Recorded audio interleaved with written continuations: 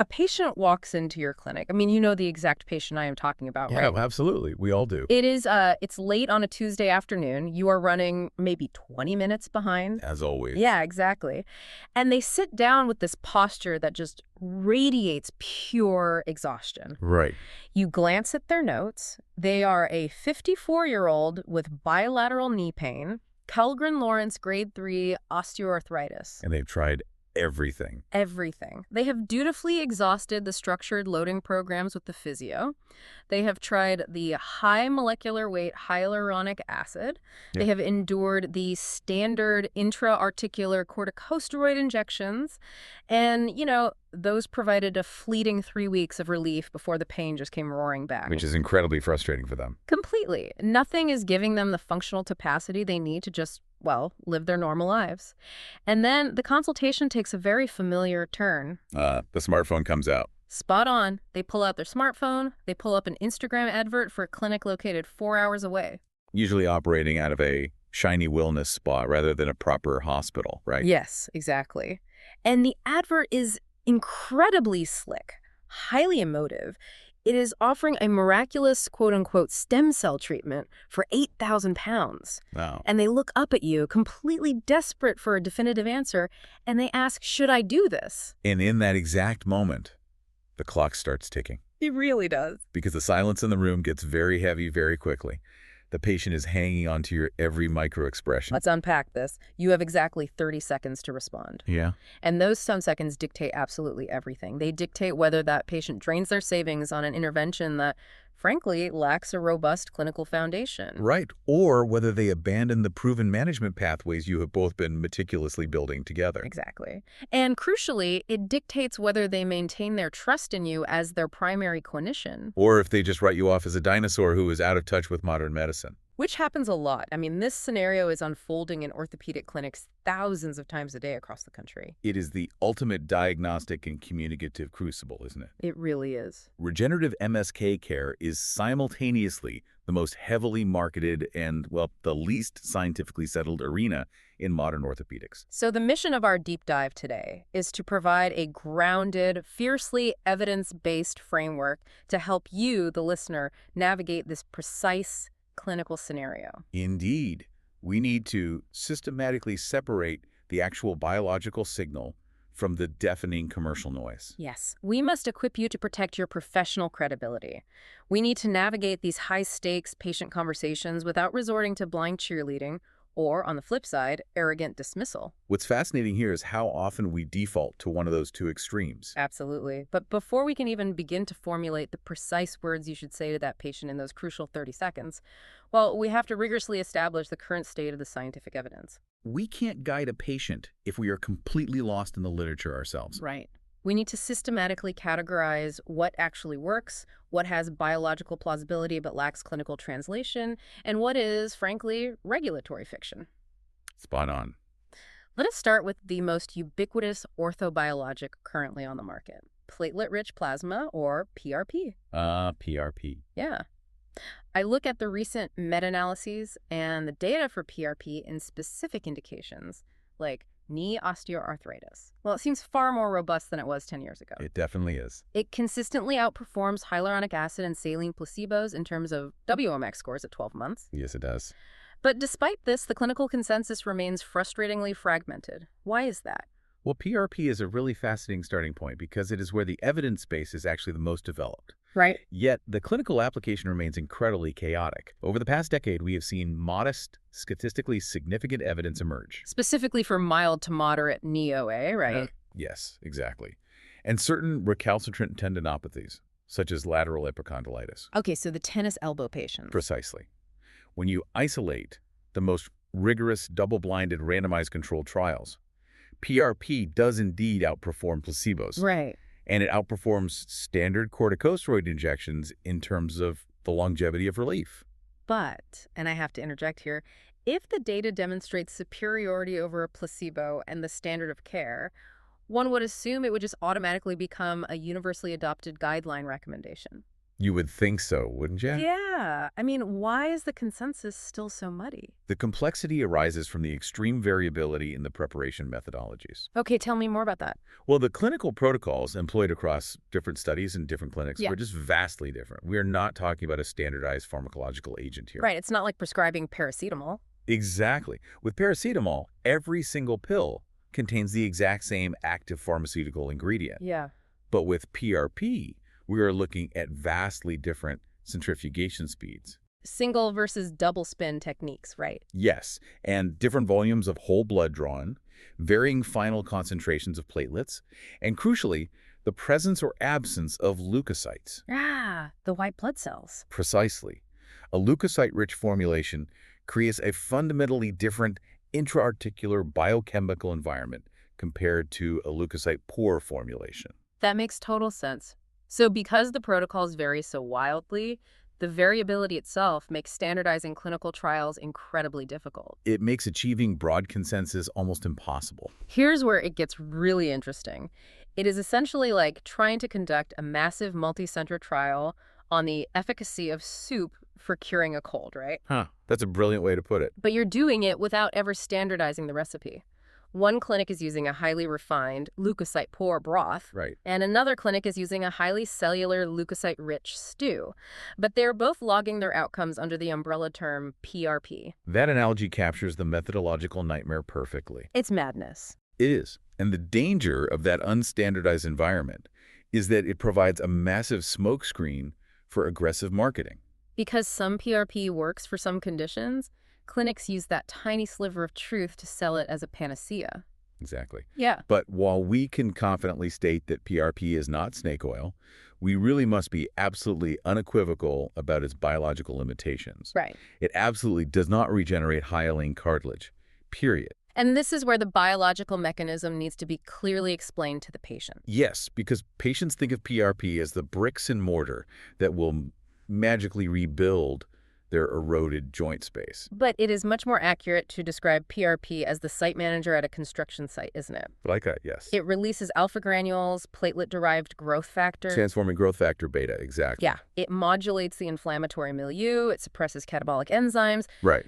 It essentially orders the cleanup crew to reduce the hostile inflammatory environment inside the joint. That is precisely what it does. It alters the joint homeostasis. It provides valuable symptom relief and can significantly improve function by calming the synovitis associated with osteoarthritis. But when a patient is sold the specific promise that a PRP injection will regrow their joint space. Or reverse their Kellgren-Lawrence grade 3 osteoarthritis back to a grade 1. Yeah. They're being sold a biological impossibility based on current in vivo evidence. They're being sold something far beyond what rigorous orthopedic science actually supports. Which brings us to the most problematic area of the orthobiologic landscape. Oh, yes. The stem cells. Yeah. If PRP is a chaotic but biologically plausible therapy, the commercial stem cell market seems to exist in an entirely different, highly fictionalized universe. It really does. This is where the marketing hype completely divorces itself from the evidence base. It strays so far from the evidence it is practically operating in a different galaxy. I mean, the term stem cell therapy has been so heavily co-opted. Co-opted and, frankly, weaponized in the regenerative MSK space. As clinicians, we must rigorously delineate between true engineered stem cell therapies, which is what patients imagine they are getting when they hand over their life savings, Right. and what is actually being pushed through the syringe in these outpatient clinics. Let us be highly specific here. Let's unpack this. When that patient shows me an advert for an 8,000-pound stem cell injection, what is actually in that syringe? What? Because, I mean, I have read the literature on bone marrow aspirate concentrate, or BMAC, and adipose-derived vascular fraction. Right, SVF. Yeah. While there is a cellular component, the concentration of actual mesenchymal stem cells in these preparations is astonishingly low, isn't it? It's microscopic. Mhm. We are talking about fractions of a percent, Wow. often around 0.001 to 0.01% of the total nucleated cell count. That is unbelievable. So you've hit on the exact biological reality. Almost invariably, what is being marketed as a stem cell procedure is simply BMAC. Or minimally manipulated adipose tissue yet. Right. Now, to be fair, these autologous preparations do contain a highly heterogeneous mix of cells. Including a microscopic fraction of regenerative cell populations. Exactly. But they are emphatically not The purified, culture-expanded, engineered, mesenchymal stem cell therapies that the public reads about. The ones in cutting-edge university research press releases. Exactly. Mm-hmm. The evidence for BMPA and adipose-derived cells in routine MSK applications is incredibly early. And highly mixed. Highly mixed. It simply does not support the exorbitant price tags or the miraculous claims of joint regeneration. I have to push back on the systemic reality of this, though. Go on. If the concentration of actual stem cells is mathematically negligible, Yeah. and if what is in the syringe is not truly an engineered, expanded stem cell therapy, how on earth is this industry legally permitted to market it as such? That is the golden question. How can a practitioner legally take an out-of-pocket payment for a treatment that is so blatantly misrepresented? Well, to understand this, it requires an understanding of the complex regulatory architecture governing biological products. Okay, let's get into it. Specifically, the distinction between what regulators classify as a drug versus a medical procedure. Right. In both the U.S. and the U.K., regulatory bodies like the FDA or the MHRA have frameworks for advanced therapy medicinal products. The ATMPs? Exactly. To legally avoid the multi-million-pound, decade-long clinical trial process required for a new drug, these clinics exploit a specific concept. Autologous use with minimal manipulation, right? Spot on. The regulatory loophole stipulates that if you take tissue from a patient, do not significantly alter its biological characteristics. Hence, minimal manipulation. Exactly. And then inject it back into the same patient for a homologous use. It is regulated more like a surgical procedure than a newly manufactured pharmaceutical. So, by legally claiming they were doing almost nothing to the tissue, they avoid the strict regulatory oversight. Yes. But then they turn around to the patient and market it as a highly advanced transformative medical breakthrough. Precisely. The clinics are playing a very dangerous game of regulatory arbitrage. It's so cynical. It is. They rely on the fact that patients are completely unaware of these legal distinctions. Of course they are. The patient sees the buzzword stem cell, they see the white coat, and they naturally assume that the treatment has passed the highest levels of rigorous clinical scrutiny. The kind of efficacy testing required for standard medications. Exactly. They do not realize the clinic is operating in a very permissive gray zone. That is deeply concerning. And it underscores exactly why the clinician sitting in the consultation room has to act as the primary filter. We are the last line of defense. We really are. But amidst all this skepticism, I want to ensure we do not inadvertently dismiss the legitimate science of regenerative medicine. Oh, absolutely. That would be a huge mistake. We need to rescue actual cartilage repair procedures from being inappropriately lumped in with these fringe injectable biologics. Yes, let's draw that line clearly. Let us discuss the established, mature surgical interventions. This is a vital clinical distinction. When we discuss regenerative orthopedics, we must elevate and separate legitimate cartilage repair procedures. Right? We are talking about established surgical subspecialties here. Microfracture, Yeah. osteochondral autograft and allograft transplantation, commonly known as OETS, Right. and autologous chondrocyte implantation, or ACI. And to be crystal clear to you listening, we are no longer talking about a 20-minute outpatient injection. Absolutely not. These are highly sophisticated surgical interventions performed in a proper operating theater. Let's briefly break them down. Microfracture involves deliberately penetrating the subchondral bone, Yes, to release marrow elements and stimulate a healing response. which we should note typically yields fibrocartilage rather than true hyaline cartilage. Correct. It's repair tissue, not perfect native cartilage. Yeah. Then you have OATS, which involves transferring cylindrical osteochondral grafts from non-weight-bearing areas directly to the defect. Basically a biological plug. Exactly. An ACI is a complex two-stage procedure. It involves the actual enzymatic extraction, laboratory expansion, and subsequent surgical reimplantation of the patient's own chondrocytes. Under a peristeel patch or a matrix. Spot on. The patient selection criteria for these procedures are incredibly rigid, aren't they? Unbelievably strict. I mean, we are not performing an ACI on a 60-year-old with bone-on-bone tricompartmental osteoarthritis. Never. These procedures are indicated for symptomatic, unipolar, focal osteochondral defects Typically in younger, active patients. with normal mechanical alignment and stable ligaments. That is the defining difference right there. Right. The surgical cartilage repair establishment has spent 3 decades refining its indication. Right. They know exactly who will benefit and who will fail miserably. Yeah. The procedures have a long-standing, robust evidence base because the patient selection is so meticulous, They are the polar opposite of the Wild West injectable orthobiologic space. where treatments are often just offered as a blanket cure-all for diffuse degenerative disease. It is our duty to ensure patients, and referring practitioners for that matter, understand the massive gulf in evidence between a focal OTS procedure and a blind BMAC injection for severe arthritis. If we connect this to the bigger picture, blurring that line damages the credibility of the entire field of orthopedics. Absolutely. So we have established the mature surgical interventions at one end of the spectrum. Right. PRP sitting in the middle with modest evidence but chaotic application. Yes, And unexpanded stem cells operating in a regulatory gray zone. exactly. Let us look at the horizon now, because the chatter at recent conferences is completely dominated by the newest biologics. Ah, yes. The next big things. Exosomes, alpha-2 macroglobulin, and various peptides. What is the actual clinical reality here? This is where clinical caution must be elevated to its absolute maximum, Why is that? because these novel offerings represent the absolute bleeding edge of the market. Now, don't get me wrong, the underlying basic science is genuinely captivating. Oh, it's fascinating. Take exosomes, for instance. They are extracellular vesicles responsible for crucial paracrine signaling between cells.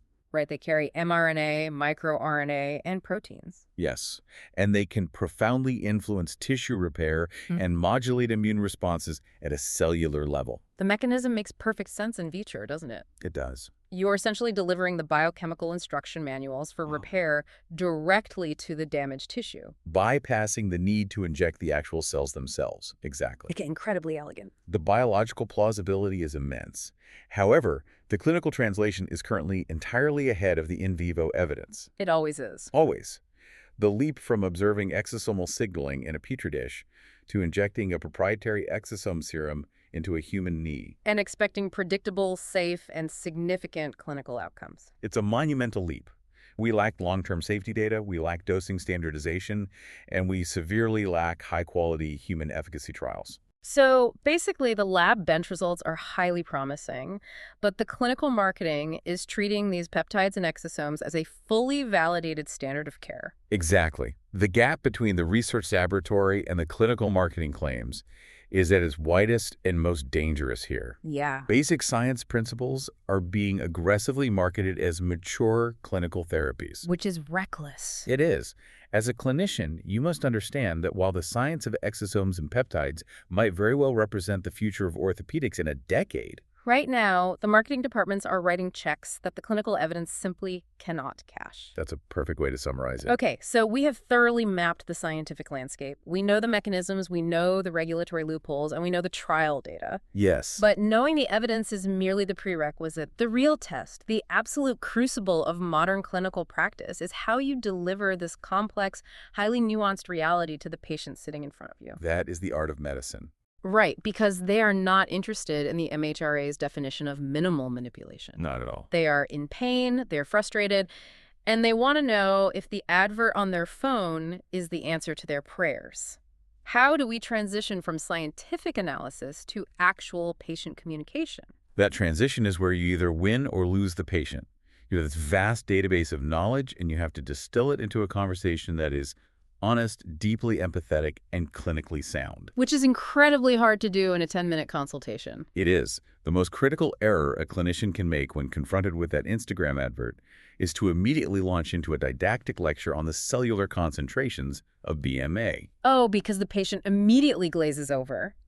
Or worse, they feel patronized. Exactly. So how do we restructure the conversation? Let's unpack this step by step. Before you even attempt to answer the question, does this biologic work?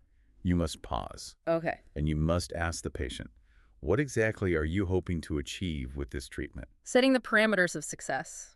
I love that. It's essential. Because working means entirely different things depending on the patient's life stage and their functional demands. Exactly. Think about a 70-year-old patient who simply wants to delay a total knee arthroplasty for a few years so they can care for an ailing spouse. Right. And who is perfectly willing to accept a modest 30% reduction in daily pain. Okay. They are operating in a fundamentally different decision space than a 35-year-old who is demanding a return to competitive marathon running. Or even more commonly, the patient who genuinely believes the injection will miraculously regrow the cartilage they had at age 20. Yes. The patient's functional goal dictates the entire trajectory of the consultation. Right. If their goal is cartilage regeneration, you have to kindly but firmly close that door, because no injectable biologic currently available will achieve that. Right. Once we have established their baseline goals and managed those expectations, how do we actually discuss the treatments without falling into the trap of being overly vague? Right, the hedging trap. Yeah, because we established earlier that the PRP landscape is like an unstandardized cocktail menu. If we are too broad, the patient learns absolutely nothing. The key is extreme clinical specificity.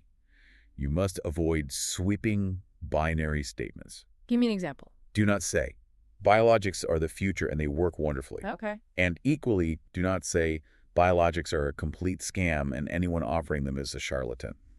Even if we sometimes want to say that. Huh, even then. Because both statements are factually inaccurate and clinically unhelpful. We must advocate for highly tailored, evidence-specific phrasing. Let us role-play this a bit. How do you articulate the nuance of PRP to that 54-year-old patient with moderate OA? I would look at the patient and say, based on the most rigorous current data, a specifically formulated PRP injection has a reasonable chance of alleviating your joint inflammation and improving your daily function for perhaps 9 to 12 months. It appears to be more effective than the cortisone you had previously. Right, setting a timeline. Yes. However, it will not regrow your cartilage, it will not reverse your arthritis, and the results can be highly variable. That specific framing is immensely more useful. It gives them the statistical probability of symptom relief while actively disarming the false hope of anatomical regeneration. Exactly. But what happens when the patient brings up a highly specific, aggressively marketed, novel biologic? Like what? Like a proprietary peptide blend or an exosome serum that you have genuinely never heard of because it happened. Well, it happens all the time. In those moments, intellectual honesty is paramount. Right. It is infinitely better for your credibility to just admit a knowledge gap. So you just say you don't know. Yes, No. but professionally. You say, the field of orthobiologics is expanding rapidly. I am not familiar with the specific peer-reviewed evidence for that exact proprietary preparation. Okay. Let me look into the published literature and we can discuss whether it has any biological merit. I see. That approach demonstrates rigorous scientific standards rather than defensive arrogance. Precisely. Guessing or issuing a blanket dismissal of something you haven't researched instantly damages your authority. Because if the patient goes home and finds a single paper supporting it, you look foolish. You look biased and uninformed. This brings us to what I believe is the emotional core of this entire dilemma. The psychology of it. Yes, patients are seeking out these biologics. They are willing to drive hours and spend thousands of pounds out of pocket because our current healthcare system has largely failed to hold their hope.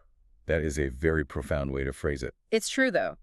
They are tired of being told to lose weight, take paracetamol, and wait until their knee is destroyed enough to warrant a piece of metal and plastic. It's a very bleak pathway for them. So when someone online finally promises them a fix, it is intoxicating. How do you tell a patient a treatment lacks evidence without utterly crushing them, or sounding like an arrogant gatekeeper of the medical establishment? This is, without a doubt, the most delicate psychological navigation in orthopedics. How do you do it? You have to recognize that when a patient hands you an advert for a miracle cure, they are not asking for a peer-reviewed data analysis. Right. They are handing you their vulnerability and their hope.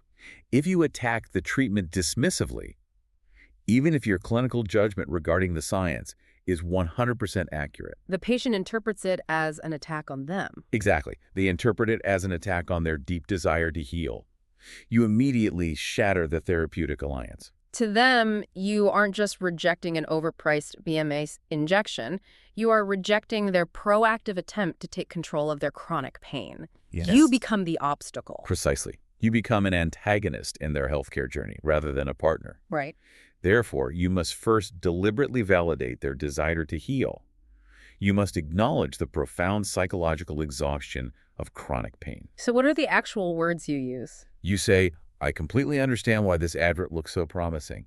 Living with this knee pain for 2 years is exhausting, and I want nothing more than for you to get your mobility back. Oh, wow. That changes the entire energy of the room. It does. You validate the immense energy and the hope they have brought into the consultation. You pivot their momentum instead of building a brick wall in front of it. Yes.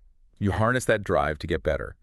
And then, once they feel heard and validated, You redirect that energetic hope toward higher probability treatments. Okay. You explain that your reluctance to endorse the advert is not because you don't want them to heal, but because you want to protect them from interventions that statistically fail to deliver on their promises. Which transitions beautifully into discussing the financial reality. Let's be brutally honest here. Press. These biologics are staggeringly expensive. They are rarely, if ever, covered by the NHS or private medical insurance. Almost never. And they're frequently sold using high-pressure, time-limited sales tactics designed to exploit patient desperation. It's appalling. Cost transparency is not just an administrative duty, Right. It is a fundamental ethical pillar of informed consent.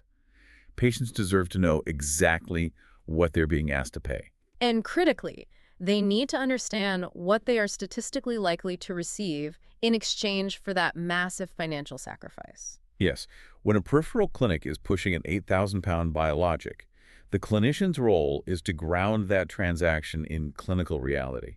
You must contextualize the cost against the evidence base. You must. But you cannot just dismantle their chosen option without offering a replacement. No, absolutely not. If you tell them the stem cell injection is a bad investment, you leave a vacuum. You have to offer a better path. You must actively construct an alternative pathway. The patient has essentially raised their hand and declared, I am willing to invest significant time, energy, and resources into fixing this problem right now. Right. If the biologic is the wrong path, you must illuminate the right one. What does that look like in practice? Well, that might mean transitioning from generic, printed-out physiotherapy exercises to a highly structured, supervised biomechanical loading program. Okay, proper rehab. Yes, it might mean a rigorous optimization of their metabolic health in conservative care. Right. Or, if the structural damage is severe enough, it might mean a candid, fearless discussion about well-chosen, established surgical interventions. You have to give them a higher probability, evidence-backed path to channel their resources into. Exactly. Give them something real to work towards. Let us explore the most challenging scenario. Okay, brace yourself. You execute this framework perfectly, you establish realistic goals, you provide specific evidence, you honor their hope. You are completely transparent about the dismal cost-benefit ratio. And you offer a fantastic, evidence-based alternative path. Right. And the patient still looks you in the eye and says, thank you for your time, doctor, but I have made up my mind. I am going to the clinic to get the stem cells anyway. It happens. What happens then? We don't just wash our hands of them, do we? Certainly not. If the patient is fiercely determined to proceed with a biologic, despite your comprehensive evidence-based advice, your role as a clinician does not end. It merely shifts into a new phase. It shifts entirely to harm reduction. How do you practically achieve harm reduction without inadvertently endorsing a treatment you just spent 20 minutes advising against? You pivot to ensuring their physical safety. You say, I respect your autonomy to choose this path. Okay. If you are committed to trying this, my primary concern now is your safety. Wow, that's powerful. You guide them away from the absolute worst actors in the market. You teach them how to identify red flags. What kind of red flag? You tell them to avoid clinics that offer limited time discounts or guarantees success. Right. You help them look for a provider who at least operates with high integrity, someone who sets realistic clinical expectations, who uses ultrasound guidance for their injections. Rather than just doing it blind. Exactly. And someone who strictly adheres to regulatory compliance regarding tissue manipulation. You prevent them from becoming victims of the most predatory, unsterile corners in the market. You are still actively caring for the patient, even when they choose a path you wouldn't walk yourself. That is an absolute masterclass in patient-centered care. Thank you. Let's widen the lens a bit, because we have been focusing heavily on the patient's perspective and the patient's choices. Right. But the uncomfortable truth is that it is not just patients falling for the hype. Oh no, it's us too. Yes, our own orthopedic colleagues, highly educated practitioners, are falling into incredibly predictable and often damaging behavioral traps. The systemic psychological pitfalls within our own profession are profound and, quite frankly, rarely discussed openly. Well, let's discuss them. The literature highlights two dangerous extremes: the enthusiast clinician and the dismissive clinician. We see clinicians polarizing into these two extreme archetypes when confronted with the ambiguity of MSK biologics. Let's dissect the enthusiast clinician first. Who are they and why are they adopting these therapies so aggressively? The enthusiast is the clinician who has adopted these regenerative treatments prematurely. Right. They offer them routinely for almost every MSK complaint, often based on very flimsy early-stage in vitro evidence. Or small, unblinded case series. Exactly. Evidence that is simply not held up to rigorous long-term scientific scrutiny. But why does that happen? I mean, is it purely driven by the lucrative financial margins of cash pay procedures? Financial incentives undoubtedly play a massive role. We would be entirely naive to ignore the stark economic realities of private practice. A high-margin cash procedure is incredibly tempting. It is. However, it is not always born of conscious malice or pure greed. What else drives it? Sometimes it is driven by a psychological phenomenon known as early adopter syndrome, Ah, I see. combined with a genuine, albeit misguided, desire to offer desperate patients something new. They want to be seen as the cutting-edge innovator. The pioneer in their local area. Exactly. But regardless of the intent, the clinical result is the same. Patients are systematically guided toward treatments that lack solid evidence. And the patients bear the full financial and physical risks of that unbridled enthusiasm. Spot on. And on the complete opposite end of the behavioral spectrum, we have the dismissive clinician. Yes, the other extreme. Now, I will play devil's advocate here. Isn't the dismissive approach actually much safer for the patient? How do you mean? Well, if a doctor just looks at the advert and says, "This is entirely snake oil, the science is garbage, I won't touch it," aren't they actively protecting the patient from physical harm and financial exploitation? It appears safer on a superficial level, but it is actually a profound failure of clinical duty. Really? Explain that. Dismissiveness is absolutely not synonymous with healthy, rigorous clinical skepticism. Okay. Skepticism involves evaluating the data and explaining the flaws. Dismissiveness is a refusal to engage. Ah, I see the distinction. When a clinician simply labels everything as a scam and shuts down the conversation, they effectively abandon the patient. Right, because the patient still has the debilitating knee pain. And they still have the desperate desire to find a solution.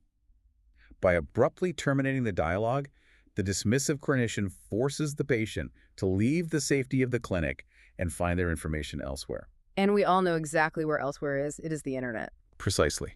Elsewhere is a highly predatory, entirely unregulated digital environment. Where the marketing copy is infinitely more persuasive and emotionally resonant than the dry scientific literature. The dismissive clinician completely loses the therapeutic relationship. The patient feels alienated and unheard. And they almost inevitably end up right in the hands of the very predatory clinics the clinician was attempting to warn them against. It's a self-fulfilling prophecy. The refusal to engage is an abdication of clinical responsibility. Let us move to a scenario that requires the utmost tact. Okay. What about the situation where the damage is already done? The patient who has already paid. Oh, this is the hardest consultation. They went to the peripheral clinic. They spent the 8,000 pounds on the BMACE injection that was promised to be a miracle stem cell cure. Right. Fast forward 6 months, their knee is just as destroyed, the pain is worse, and their bank account is depleted. They are sitting in your clinic, seeking answers, and perhaps dealing with a lot of internal shame. It is heartbreaking. How do you navigate that minefield? This requires a level of bedside manner that is, unfortunately, rarely taught in medical school. It really isn't. It is one of the most psychologically challenging consultations you will ever perform. Because the patient is defensive. Yes, the patient is experiencing a profound sense of sunk cost fallacy mixed with grief and anger. Right. They are often incredibly reluctant to hear the clinical truth that the treatment was biologically flawed from the beginning. Because accepting that reality means accepting that they wasted a massive amount of money. They were duped, and most devastatingly, they wasted their last reserve of hope. You are walking a tightrope here. You cannot lie to them and validate the bad science, but if you take the "I told you so" approach, you destroy them emotionally. You have to walk a razor-thin line of intense clinical empathy. You absolutely must not validate the useless treatment. Okay. You cannot pretend the science supported their decision when it emphatically didn't. However, you must actively refuse to pile on guilt or shame about the wasted money or their vulnerability. So what is the strategy? Your strategy must focus entirely on the present anatomy and the future path. Give me the phrasing. You might say, "I can see how much energy and resources you invested in trying to heal this joint. I understand why you made that choice." Validating again. Always. Then you say, "The evidence for that specific injection in your grade of arthritis is unfortunately very poor, which is likely the biological reason why you haven't seen the results you were promised." Neutral. Factual. Exactly. Then you pivot. But let us look at the new MRI today. Let us focus entirely on what proven structural steps we can take right now to get your function back. That is brilliant. You beautifully separate their highly valid, deeply human desire to heal from the invalid, unscientific treatment they were sold. You protect their dignity while maintaining absolute scientific integrity. You allow them to maintain their self-respect, which is essential if they're going to trust you enough to proceed with a major intervention like a joint replacement. If they feel stupid, they will never trust you again. Spot on. Now, I want to shift our focus to the macro level because we cannot discuss orthobiologics without addressing the elephant in the room. The commercial pressures. Exactly. The commercial pressures facing our profession. We have discussed the enthusiast and the dismissive clinician. But what about the highly ethical, evidence-based clinician who is simply trying to survive in a hyper-competitive market? It's a very difficult position to be in. The landscape is defined by this marketing arms race. Let's be brutally honest about the commercial pressure driving clinical behavior. We must shed light on the unspoken, often very uncomfortable reality of modern orthopedic practice. Yeah. In competitive markets where biologic clinics and wellness spas are advertising aggressively. Utilizing billboards, radio spots, and highly targeted social media campaigns. Right. Traditional, highly ethical orthopedic practices are feeling immense commercial strain. They really are. They are sitting in their offices watching their long-standing athletic patients walk out the door to go to a competitor down the street who is promising them a non-surgical miracle.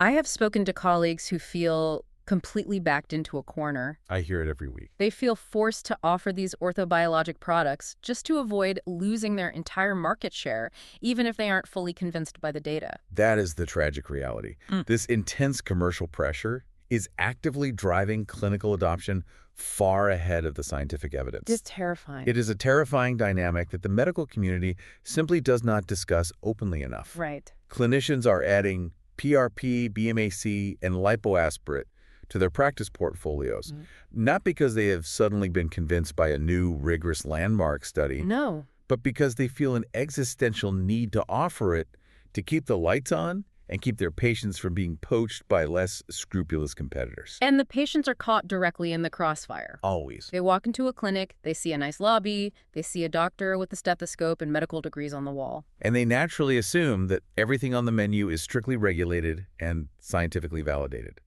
That assumption is what we term regulatory drift. Let's unpack this concept of regulatory drift. Patients falsely assume that every single medical clinic operates under an impenetrable umbrella of strict regulatory oversight. Right. They assume the MHRA or the FDA has rigorously tested and stamped approval on every single injection offered. They do not understand the subtle loopholes regarding autologous tissue transfer or minimal manipulation that we discussed earlier. So it falls on us. Therefore, it is incumbent upon us as clinicians to explicitly educate the patient on the regulatory landscape. You have to explain that just because a clinic is legally permitted to extract and inject a substance does not mean the broader scientific community endorses it as clinically effective. Exactly. Legal to perform does not equal biologically effective. Which brings us beautifully to our final section, the long game. The most important part. When the market is flooded with hype and the commercial pressures are immense, we have to focus on the most vital, non-renewable asset any medical professional possesses. Their long-term clinical credibility. Credibility is the bedrock of everything we do. Without it, you are just another voice in the noise.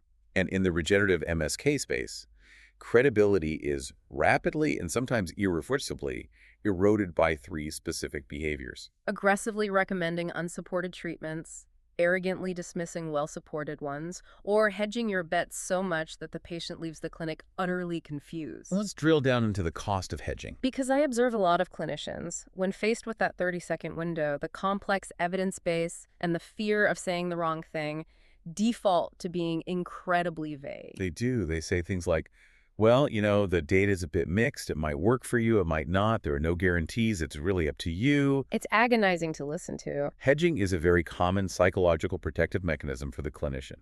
It shields them from being wrong. But it is a massive disservice to the patient. The profound cost of hedging is that the patient leaves the consultation room without clear guidance or definitive framework. They leave with anxiety. And when a patient lacks certainty, they will inevitably seek it elsewhere. Almost always from the person with the slickest marketing who is willing to offer false guarantees. The only way to truly protect your long-term credibility is to state exactly what you think based on the current, rigorous evidence. Back it up with sound clinical reasoning. And comfortably, confidently acknowledge medical uncertainty where it genuinely exists in the literature. You have to confidently own the uncertainty, rather than hiding behind vague platitudes. Exactly. If the randomized controlled trial data isn't there, tell the patient the data isn't there. If the data is mixed, take the time to explain exactly why it is mixed. Explain the variability in preparations we discussed earlier. Patients are intelligent. They respect intellectual honesty far more than they respect false certainty or evasiveness. Because over time, patients talk. They do. They share their experiences in the waiting rooms, at their local sports clubs, and online. They remember how they were treated. They absolutely do. This is the compounding value of professional reputation. Right. Over a 10, 20, or 30-year career in a community, people remember who was honest. They distinctly remember the clinician who sold them false promises for £8,000 when they were vulnerable. And conversely, they remember the clinician who sat them down, looked them in the eye, and told them the hard, unvarnished truth about what would and wouldn't work. Even when it wasn't what they wanted to hear. Reputation in this specific volatile space compounds slowly and quietly. It is one of the very few professional assets that absolutely nobody can buy with a marketing budget. Resisting the intense commercial pressures today and maintaining your ethical boundaries is the only way to secure a thriving, deeply trusted practice for the next 20 years. Let's pull all of these complex threads together. The reality is that regenerative MSK care is not going away. It is here to stay, and the underlying science will only become more intricate. Indeed. Success in this highly challenging field requires clinicians to comfortably hold the nuance. It requires clearly separating the established, mature surgical fields of cartilage repair, like OATS and ACI, from the wild, unstandardized variability of PRP injections. It requires rigorously distinguishing BMAC and adipose tissue from true laboratory-engineered stem cells. But beyond mastering the biology, it requires a masterclass in human communication. It requires starting with the patient's functional goals, fiercely refusing to dismiss their hope, and acting as a trustworthy, empathetic filter against a relentless deluge of commercial marketing noise. The scientific evidence will continue to evolve, and our clinical frameworks must remain agile enough to evolve alongside it. Right. But the fundamental, immutable duty of the clinician remains exactly the same: to protect the patient from harm, to protect the integrity of the science, and to maintain absolute ethical clarity in the face of overwhelming commercial pressure. If you found today's framework valuable for navigating these complex conversations in your own clinical practice, please take a brief moment to rate and share Deep Dive Ortho with your colleagues. It genuinely helps us keep these vital, evidence-based discussions going. As we bring this discussion to a close, I want to leave you with a final forward-looking thought, something to deeply ponder as you evaluate the long-term trajectory of our specialty. Let's hear it.